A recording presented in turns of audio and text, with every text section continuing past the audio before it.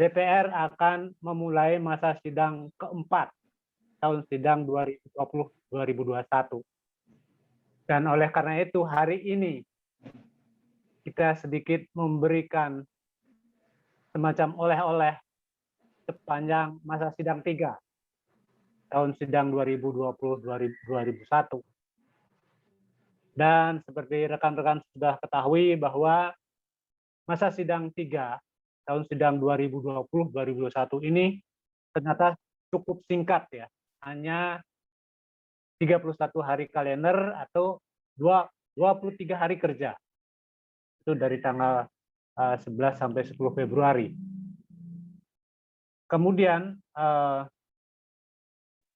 alokasi waktu yang disediakan masa sidang ini adalah 50% untuk pengawasan. Jadi ini alokasi pengawasan paling banyak 50%. Yang kedua untuk legislasi sebanyak 35% dan anggaran 15%. Tetapi itu memang masih sangat luas, bisa disesuaikan dengan perkembangan kebutuhan dari Dewan itu sendiri. Baiklah, berikut saya akan menguraikan satu persatu masing-masing fungsi dari kinerja DPR pada masa sidang 3 ini. Yang pertama adalah fungsi legislasi. Seperti sudah dijelaskan oleh Bung Louis tadi, bahwa memang agak sulit mengharapkan hasil kinerja DPR pada masa sidang 3 ini dalam bidang legislasi. Karena apa? Karena pertama, sampai masa sidang 3 ini, DPR belum berhasil untuk menyusun program legislasi nasional RUU prioritas untuk tahun 2021. Oleh karena itu, sangat sulit untuk DPR memulai tugas-tugasnya di bidang legislasi. Perencanaan saja mereka tidak bisa menyusun bagaimana mereka mau kerja. Jadi sebetulnya legislasi ini atau prolegnas ini sudah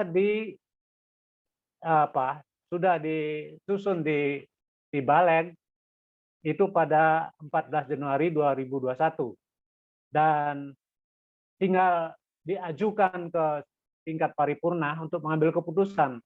Tetapi di tengah jalan itu tiba-tiba ada semacam huru-hara gitu ya, karena membicarakan tentang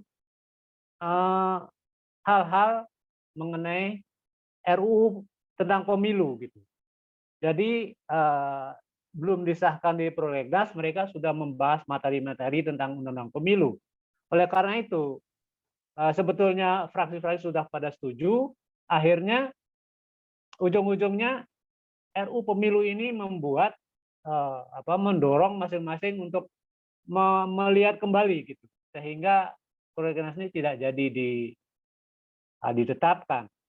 Dan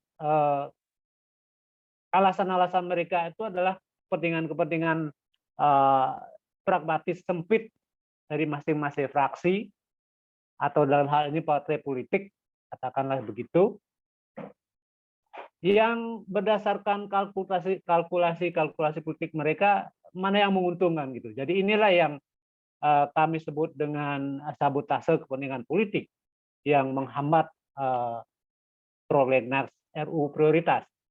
Sehingga sampai sekarang prolegnas RUU prioritas itu belum bisa ditetapkan. Dan oleh karena itu, percuma saja di dalam pidato pembukaan Ketua DPR dalam masa sidang itu mengungkapkan bahwa akan membahas sebanyak 4 RUU gitu. Apa dasarnya gitu? Karena prolegnas sendiri belum ditetapkan. Gitu. Jadi ini bisa menjadi sesuatu hal yang utopis gitu. Karena memang tidak memiliki dasar yang jelas dan kuat.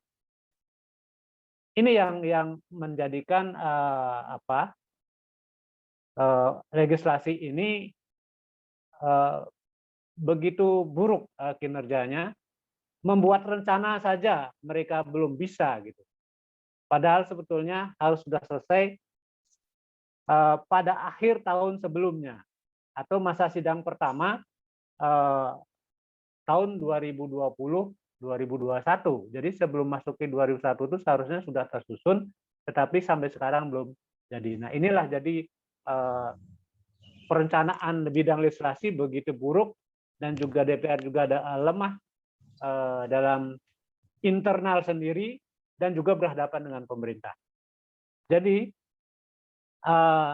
mudah-mudahan ke depan DPR sebaiknya memang harus konsisten gitu, selalu berusaha bisa menetapkan prolegnas prioritas itu pada akhir tahun sebelumnya, sehingga begitu menginjak tahun berikutnya DPR sudah mulai mengerjakan RU yang yang sudah direncanakan, dan jangan lagi dihambat oleh kepentingan berbakti sempit tadi, tetapi disesuaikan benar-benar untuk kebutuhan hukum nasional.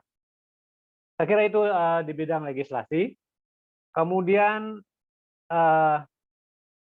dalam fungsi anggaran. Dalam fungsi anggaran juga demikian.